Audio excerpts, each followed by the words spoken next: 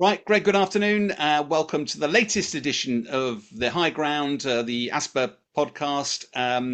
They've got- I guess, as ever, there's a lot going on in defence. We were going to be talking about readiness and weapons, but first, I'd like to get into a little bit about the sort of sad tale of a Bangladeshi Air Force, an FT-7 that crashed about a week ago. Didn't really hit much of the news, but it hit a primary school when it came down.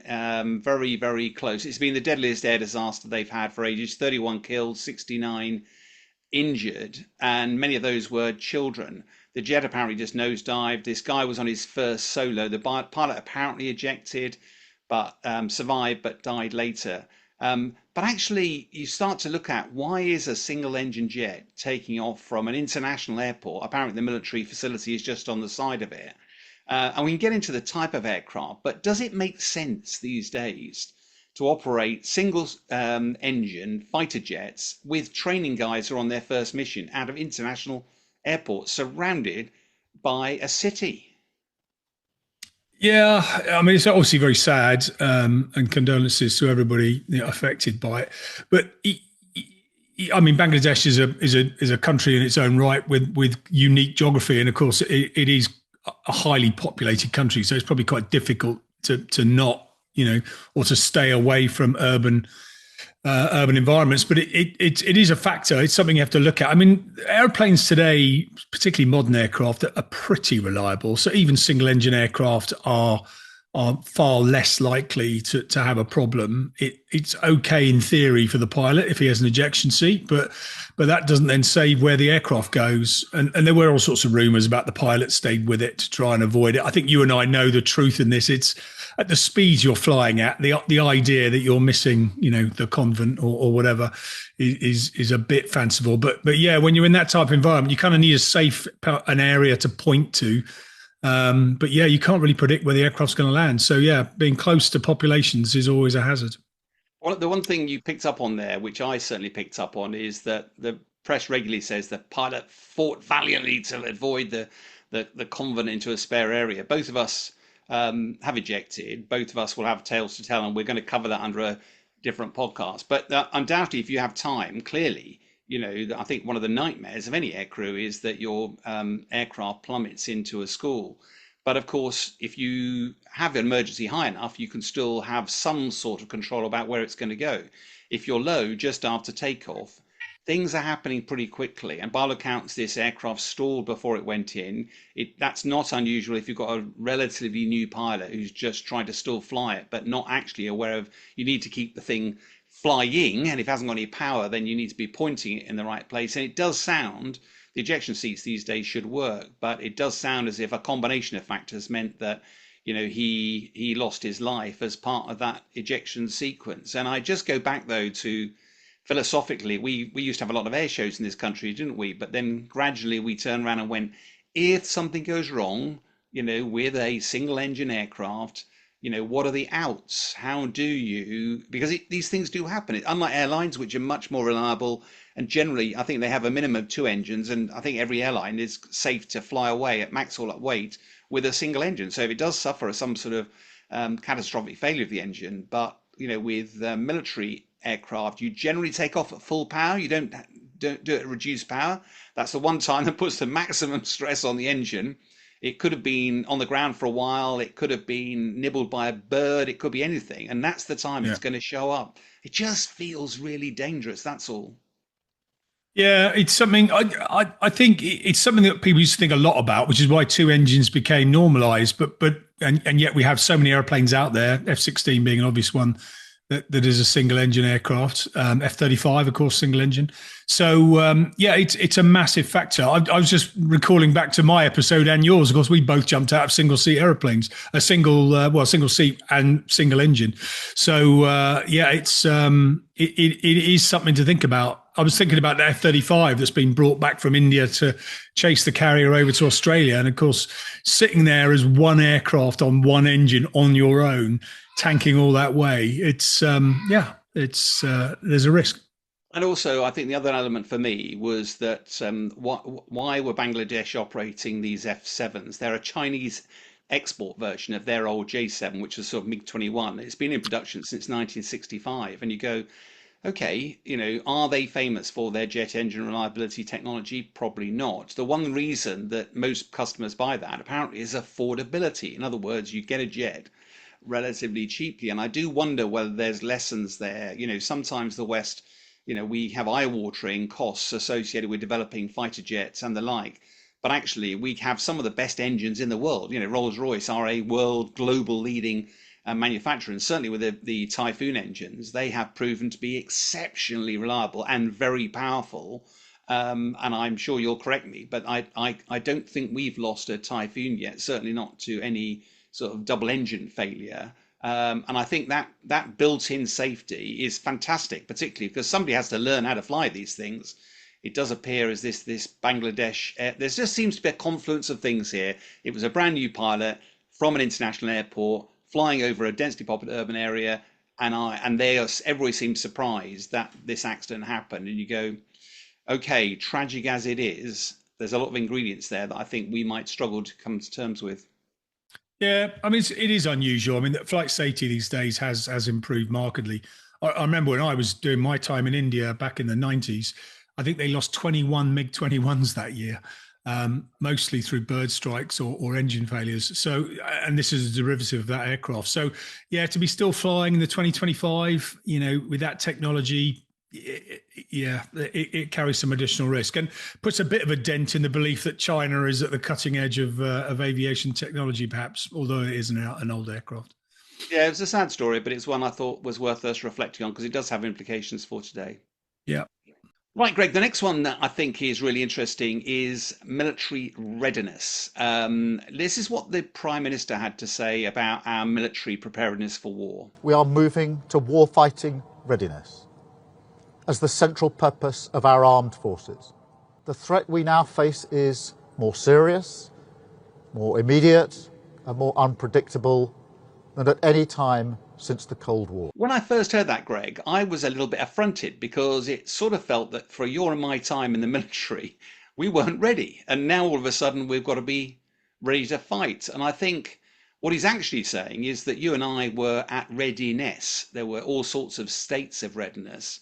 But his point being is you can't really have a fire brigade at readiness that's ready in a week or two's time. It has to be ready immediately, now. And I think in the Cold War, that's what we were. We've had 35 years where we haven't had to be. But there's a lot to this readiness, isn't there? Yeah, it's a really complicated subject, and we're going to have to try and unpick it a little bit for our listeners, just to get them to understand. I mean, you're right. In the days that you and I were at the peak of our powers, you literally had, days or hours notice as when you were expected to be prepared to do something. So it was pretty explicit, and in some cases it was hours. In some cases it was minutes. For a nuclear deterrent, we had it at 15-minute readiness. We still have QRA today at 15 minutes readiness. The problem with readiness is it's a far broader term than just literally having one aircraft, one pilot, one weapon in the right place at the right time.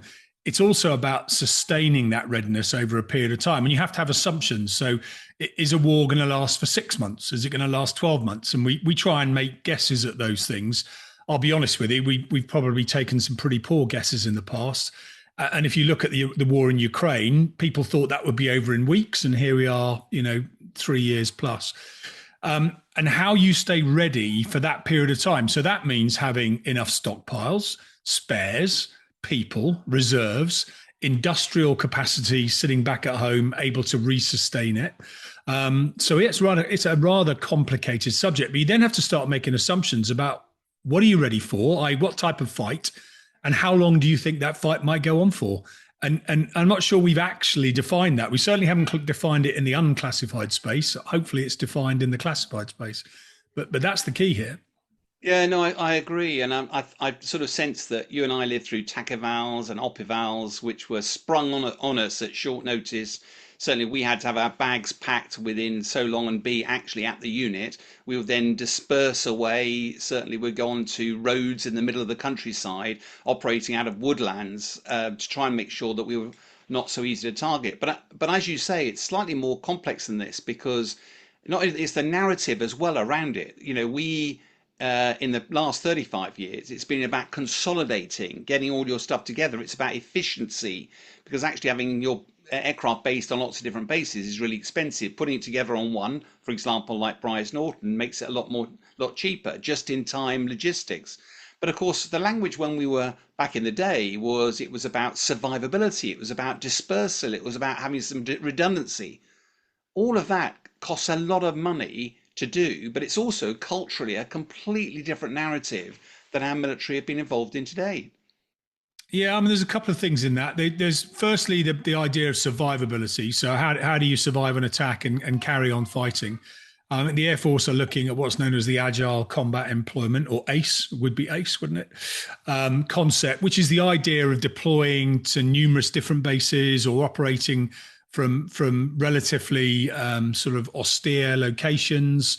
There was something just the other day showing how the Ukrainians operate their F-16s with literally sort of like a mobile pit crew that goes with them around the country wherever they're operating them from, which makes them a lot harder to detect and a lot harder to attack, and means they can carry on fighting. And the Air Force definitely needs to look at that aspect.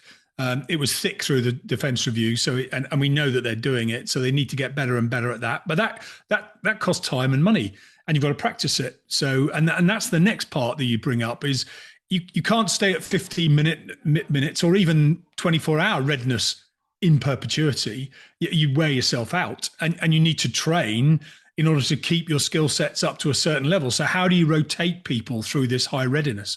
And how do you make sure that those skills are retained, particularly if you're busy doing other things? We've just had typhoons in Poland for the last 4 months. The reason we bring them back after 4 months is if they're only doing QRA in Poland, they're very good at that, but they're not very good at some of the other skill sets. So we have to bring them back to bring those skill sets up. It's probably very similar for the F-35s on board the Prince of Wales at the moment.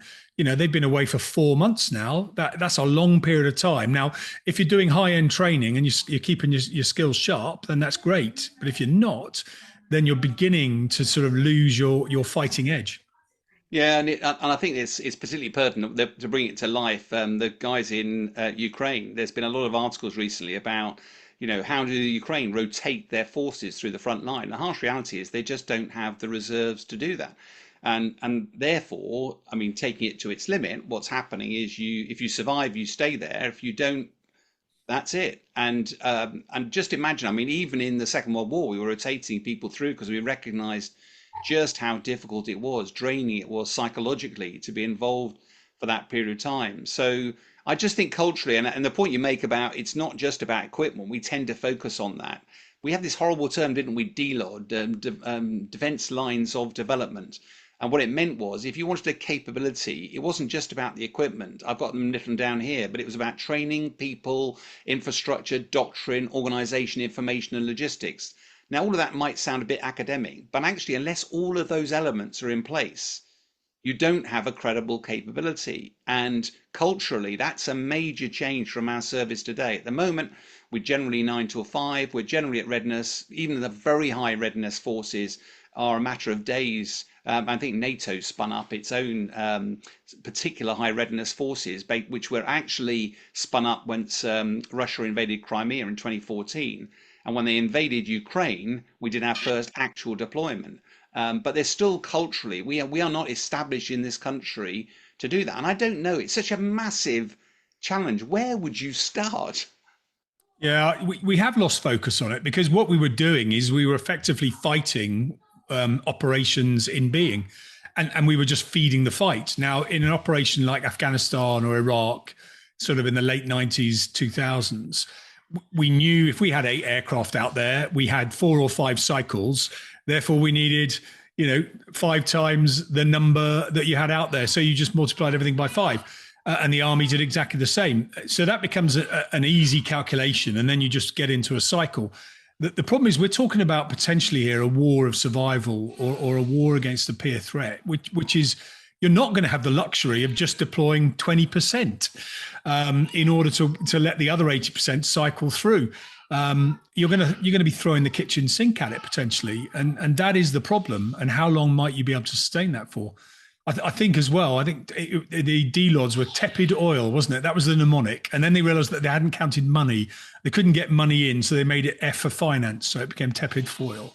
But it is important. You've got to do all those things in peacetime, because when you are ready to fight, there's no time to do those things. You have to have trained, you have to have equipped, you have to have got your logistics set up and all your infrastructure, and then as the war goes on, you begin to wear those out, and then you have to try and catch up again.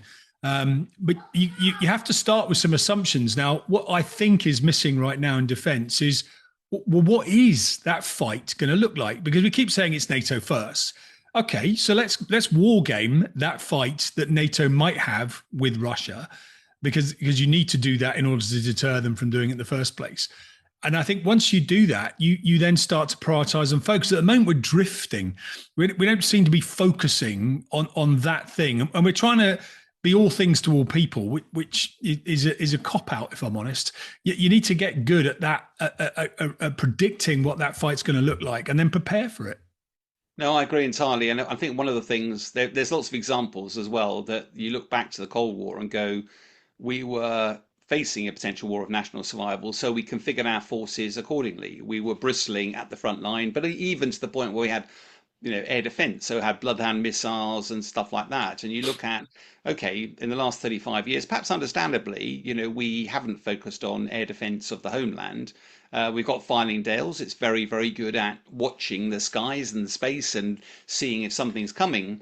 But if you can't actually shoot the missiles down, it's simply giving you advance warning that you're going to die, which I don't think is exactly what the domestic audience would accept. And that's just one example of a whole load of things that we have gaps now in our capability. And we have focused on exquisite. We have focused on a quality probably rather than quantity. And that the example you use, are we going to be fighting for a day, a week, a month, or a year? We honestly don't know. And therefore, for people, we're probably going to suck more people in from the population to be involved, potentially in an army or whatever. But in terms of equipment, weapons, and stuff like that, you just can't nip down to the shops and restock. So we've got to find a way of either buying, as we used to, big stockpiles of stuff, or we find a way of working more synergistically with business and industry to try and make sure that we can turn the wick up pretty quickly if we need it.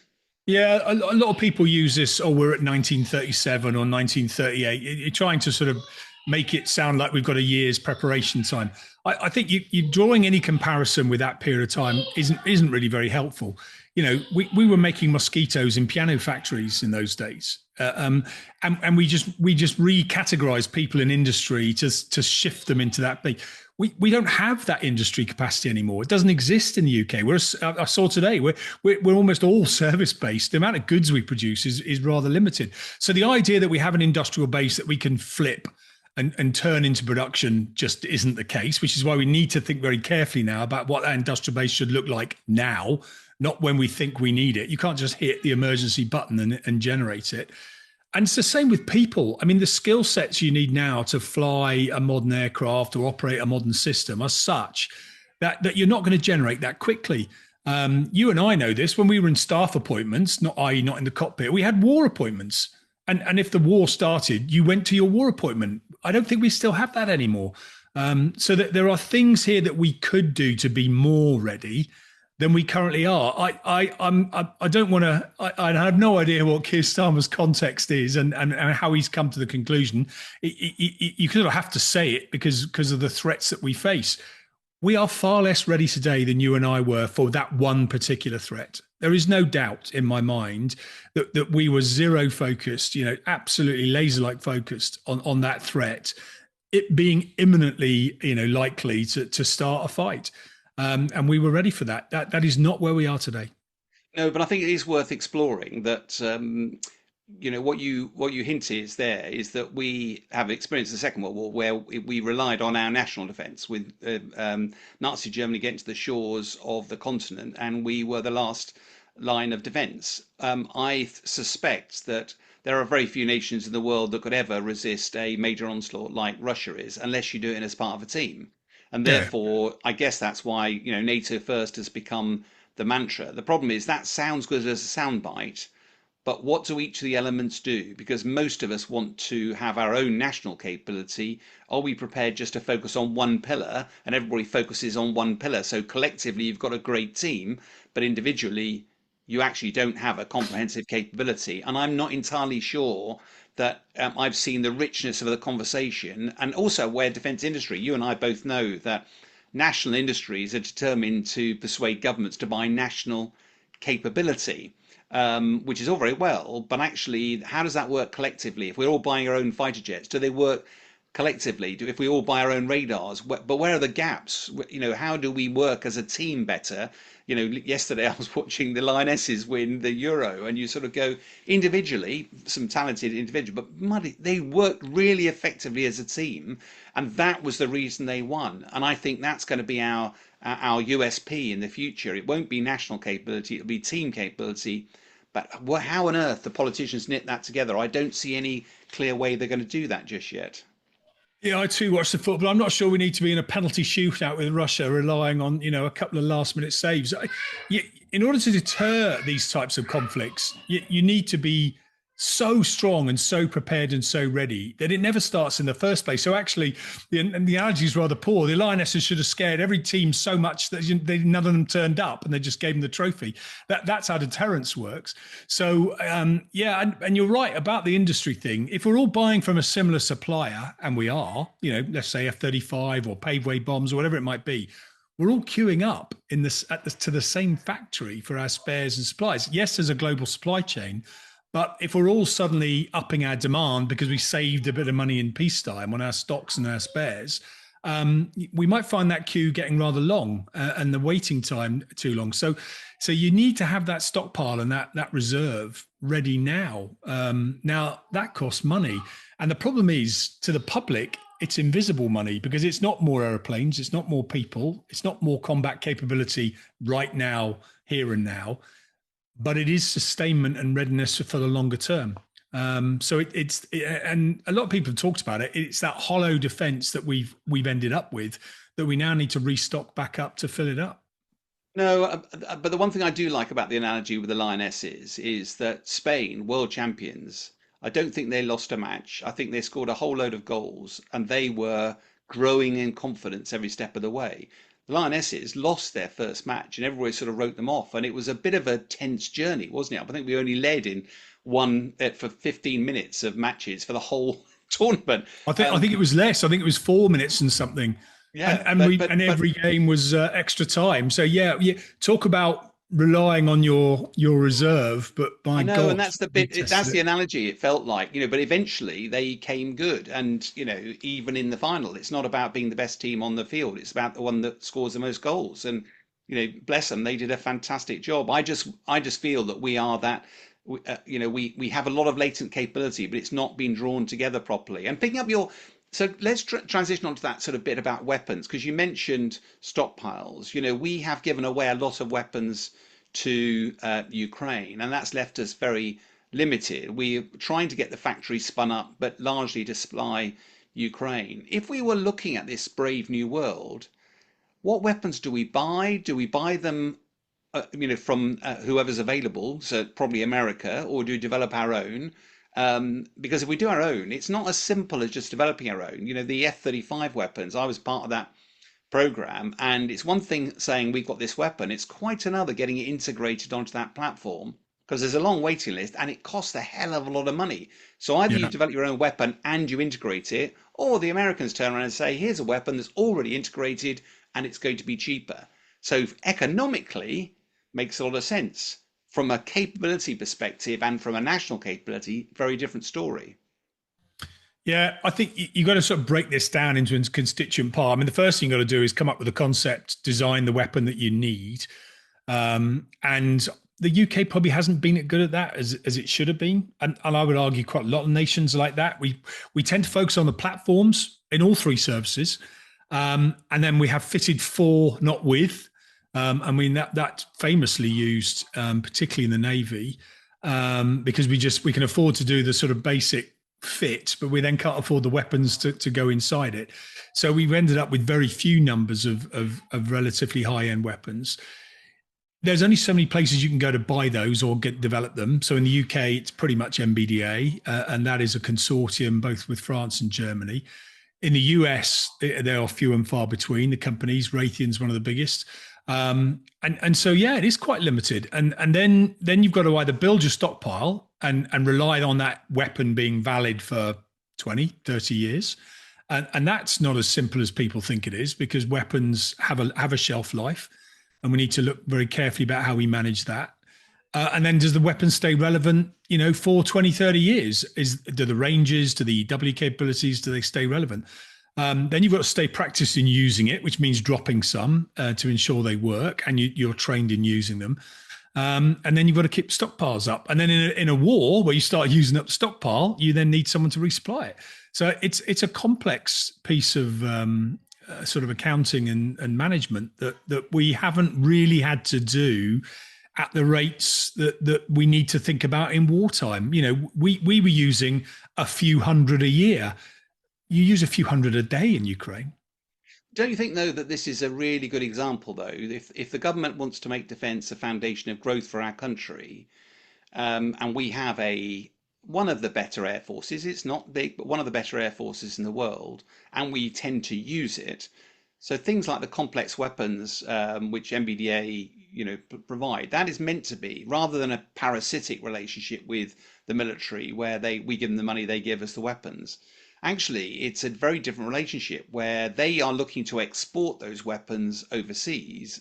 And the more that customers buy them, the cheaper it is, the more cost effective for the UK. It keeps the production lines running, and it also allows this sort of continuous improvement. Because, I regularly use the example that if you want to invent your mobile phone and then it's going to last for 20 years, we get rid of them every 2 years. That technology, we need to be much quicker through. So having a different relationship with industry, not just buying a few and therefore we're irrelevant, but actually we are a valuable part of that partnership with industry because they need us in order to exploit the export market. That feels like it's got the DNA of success. It certainly has. The problem is, and you well know this, is that the synergies between the weapon and the platform aren't as simple as people would think they are. It's not a question of just bolting it on and letting it go. So integrating the weapon with the platform and the software and the sensors and the systems is painful. I've been in the middle of that world, both in the commercial and the military sense, and everybody blames everyone else for the failings. And it's quite difficult to get them to conclusion. It's even worse when the platform builder happens to be from a different nation, and it's not in their interest, shall we say, to promote another nation's weapons, and therefore they might prioritize their own integrations ahead of ours. That's certainly the problem we're seeing with F-35. And that is a problem. And so how do we solve this? Wouldn't it be great if we could plug and play? If there was a set of rules, a set of protocols that every weapon could operate to, you just plug the weapon on and it works. A bit like downloading an app on your phone. It's compatible, it's going to work, and therefore I can use it. That is not the case with weapons. Every single one is a bespoke solution. No, I get you, but it is interesting. Where there's a will, there's a way. So you and I are both aware that things like Storm Shadow, getting them onto a Soviet aircraft, that was done very, very quickly. And in a way, that was one of the most impossible tasks because the Storm Shadow, better than I, is a pretty substantial bit of kit. It talks in a language which would never be understood by a Russian aircraft. And yet, all of that was done, and largely because the ones and noughts, the technical bit of it, is not that difficult. Put a few smart kids together, they'll solve that. The problem is the safety, the assurances, the flight testing, all that sort of stuff. And if you're at war, you're probably going to go, our experts believe this is going to be okay, just go off and use it. And I think that philosophy, we might not be happy in peacetime with that, with using it, but we would be able to practice in a synthetic environment using that weapon. The one thing we wouldn't have done is test it. Well, maybe we just send one guy off in a lone mission out to the mid-Atlantic and, we'll have a boat nearby to pick him up if it all goes horribly wrong. But at least we know we've got stuff available that we can develop very quickly should we need it. Yeah, that comparison raises so many questions, and you pretty much highlighted all of them there. I mean, first of all, it wasn't integrated fully, so it doesn't have all the bells and whistles. Okay, fine. That does require some of the software integration to be a bit more sophisticated. You're absolutely right. They cut through all the red tape, A, because the imperative was there, and B, there was a will. And I'm pretty sure they weren't really worried about upsetting the original manufacturer of the MiG-27. So yeah, you can cut through all those things, and we could do that here if we chose to. We can do that. And when it's a weapon that's only going to be used in a case of national survival, are you really worried about a 10⁻⁷ safety case? And so there's a whole bunch of questions here, and we'll get to that with drones. If your drone is not expected to come back, you really don't want to spend too much money certifying it. But if you're going to fly it over population, are you going to worry then about where it might land accidentally? Now, you can see in countries like Russia and China, they don't really care about things like that. You know, the cost of human life is not managed in the same way. And therefore, all of those imperatives go away. So there's a big question for us in the West as to whether we can cut through some of that risk management process and start to do things a lot faster and a lot cheaper.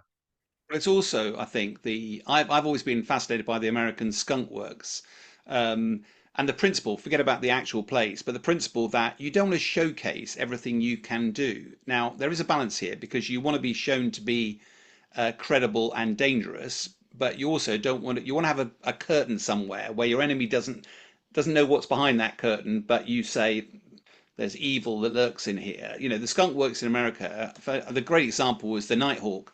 You know, that aircraft had been flying for about 10 years as a stealth aeroplane, single seat, you know, subsonic aircraft, but with the sort of first advent of stealth technology. The Gulf War, suddenly it was unleashed, and it was very, very effective. You look today at the Russians, they've been using their Kinzhal hypersonic missile, you know, Mark 10 capability, going, nobody in the world will be able to stop this. And you're going, yeah, but we're hoovering up data from, you know, these missiles. You don't want to showcase the stuff you've got. My point being is that having an industry working with you that doesn't necessarily have to produce a lot of these weapons, but has them at a relatively late stage technology readiness level, that you train with them in a synthetic environment, but you can quickly spin them up when you need them. I think they're going to be modern then. They're not going to be like our Storm Shadows, 30 years old, or as you say, weapons that are 20 years old, which everybody in the world knows how capable they are.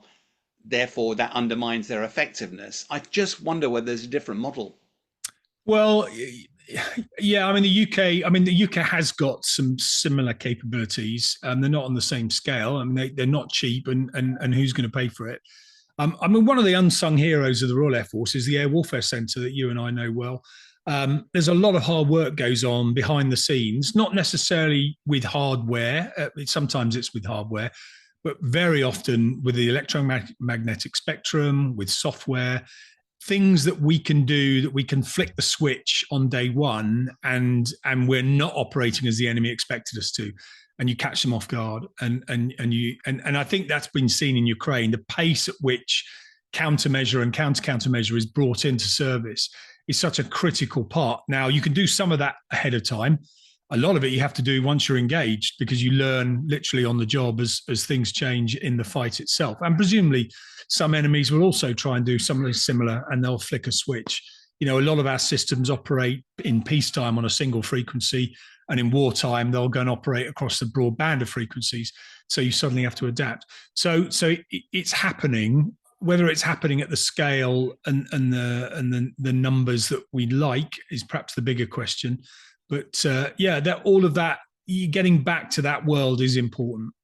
But you highlight a really good example that, again, when you and I, they're swinging a lamp here back in the day, but electronic warfare was something that you were constantly developing countermeasures, and you were trying to get them to turn stuff on and then hoover that stuff up at work. There was a whole industry around that. What's happened to that industry in the last 30 years in the sort of post-Cold War era? Because nobody's been actually turning their stuff on, and therefore, you know what? So we seem to have been much more focused on hardware, on jets, on engines, on, you know, jobs and prosperity. Whereas electronic warfare, it's on a CD or on a data stick. It doesn't look like anything, but it could be £1 billion worth of technology there. It's very difficult to see the value in that. but we do need that capability. Ukraine's doing it with the drones these days. I wonder whether or not that's an art that we might need to spin up again. I mean, it's something we need to focus on more, in my view, and it's hard to do. I mean, there are places where we go and trial these things. We have EW ranges in the UK. We go on exercises in the US where we are literally practicing against the real systems to try and ensure that we've got the right tactics. If you and I remember, I don't know if you ever did a green flag. Green flag was a specialist EW part of red flag, and within the 2 week exercise, they would start changing the frequencies on things, and you had to try and spot them while you were flying. So that you're flying at 100 feet at 500 knots, trying to hit a target and not be shot down, whilst also keeping an eye on your electronic warfare gear to see if some of the frequencies are changing. So, I mean, it's high tariff stuff, and it doesn't just happen overnight. You've got to have systems that detect these changes, and having ELINT systems and SIGINT systems that pick up on these changes of signals. We've got some pretty impressive platforms that can do that in peacetime, but in wartime, they'll become targets themselves.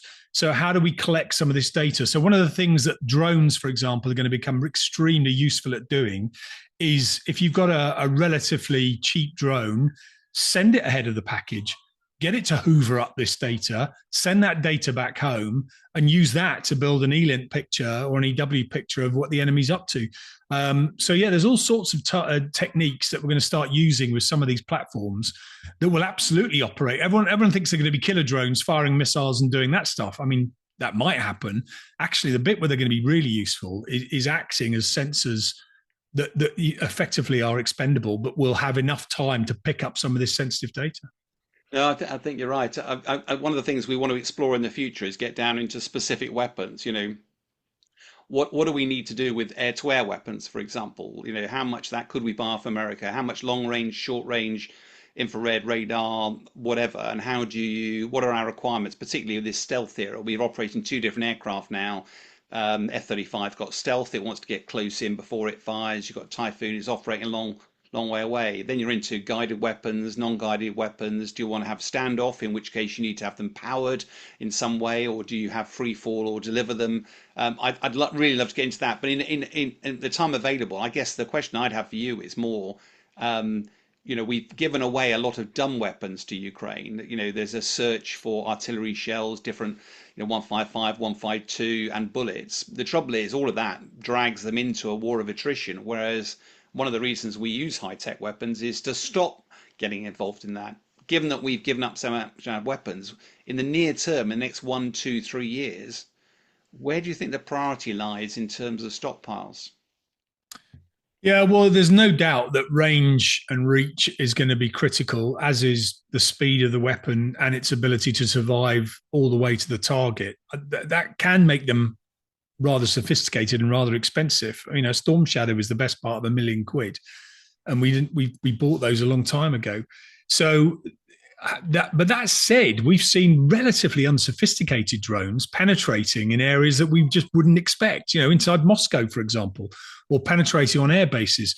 So there's a fundamental question there for whether have we overcomplicated our weapons, because actually the Russians' ability to detect and shoot them down isn't as good as we thought it was. So there's something to think about there, about that, getting the balance right between weapon cost and weapon effectiveness. So can we do these weapons for less? Some of these drones that we're now seeing are clearly beginning to test that assumption.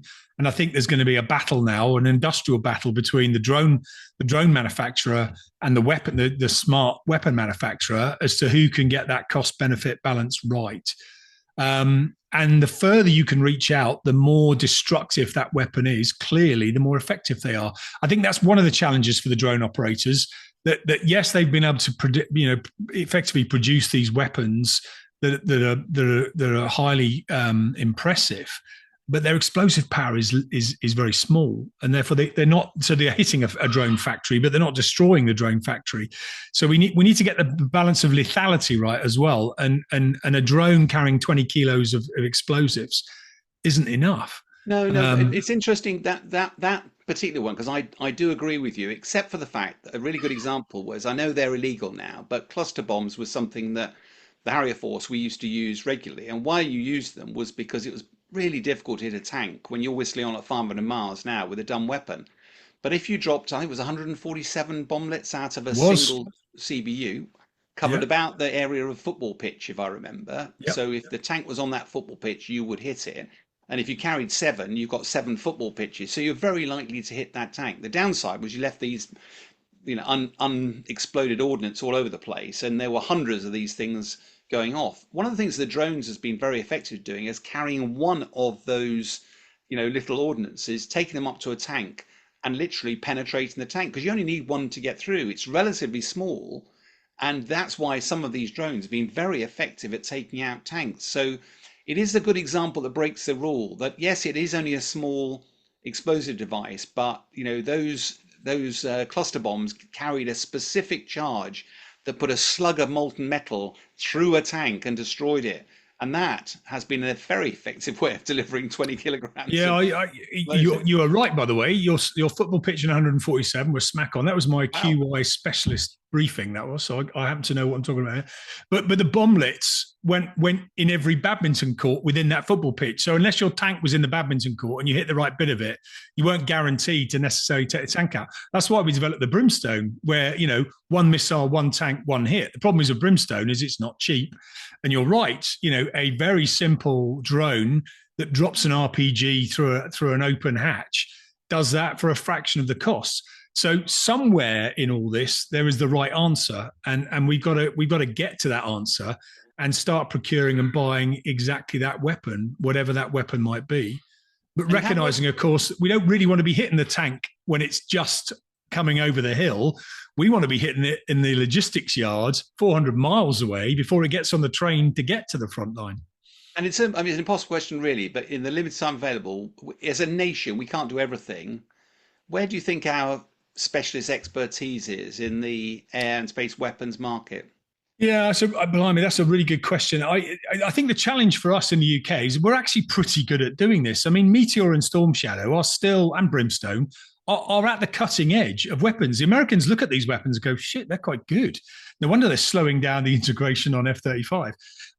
So there is an ability in the UK to make stuff that is right at the forefront of technology. The question for us in the UK is, can we continue to afford that? And is that the right business model for growth? Because use Meteor as an example. Meteor is an incredible weapon. As an air defense weapon, it's right up there. We don't fire very many. So in the stockpile, if you need, and I'm just going to pick a number that is not accurate, 500, and you put them in a cupboard, not quite a big cupboard as it turns out, but once you've bought the 500, what do you do? Unless there's a war and you start firing them, that's the end of the run. That's the end of the production line. So all of the R&D went into those 500, and is going to be spread amongst the cost of that. Now, you need to go and sell that to other nations, but again, same problem. So how do you perpetuate the business model and continue the supply chain that allows this to become a going concern and genuinely delivers a growth?